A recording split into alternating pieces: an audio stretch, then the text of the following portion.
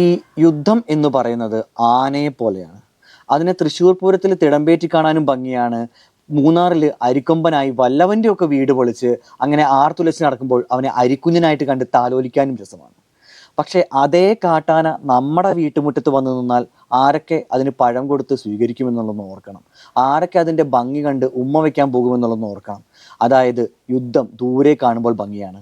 അത് അങ്ങ് അഫ്ഗാനിസ്ഥാനിൽ കണ്ടാലും പലസ്തീനിൽ കണ്ടാലും ഇന്ത്യയുടെ അതിർത്തിയിൽ കണ്ടാലും മുംബൈയിൽ കണ്ടാലും ആവേശവും തിരിച്ചടിക്ക് പടക്കം പൊട്ടിക്ക് കൊല്ല് തല്ല് എന്നൊക്കെ വീമ്പളക്കാൻ എളുപ്പമാണ്. പക്ഷെ ഒരിക്കലും യുദ്ധത്തിൻ്റെ ഇരയാവുന്നത് അവിടുത്തെ ഭരണാധികാരികളല്ല, സാധാരണക്കാരായ ആളുകളാണ്. പലപ്പോഴും ഒന്നും ചെയ്യാത്ത പിഞ്ചു കുഞ്ഞുങ്ങളാണ്. അവരോട് എന്നും ഐക്യദാർഢ്യം മാത്രമേ ഉള്ളൂ. ആ അവസ്ഥ നിങ്ങളുടെ കൺമുമ്പിൽ നിങ്ങളുടെ വീട്ടുമുറ്റത്തെത്തിയാലേ പലർക്കും അതെത്ര ഭീകരമാണെന്ന് മനസ്സിലാവുള്ളൂ. ഒരിക്കലും അങ്ങനെ വരാതിരിക്കണമെങ്കിൽ യുദ്ധം എന്നേക്കുമായി ലോകത്ത് എല്ലായിടത്തു നിന്ന് അവസാനിപ്പിക്കണം. ജാതി മത ഭേദമന്യേ ഞാനിത് പറയുന്നു.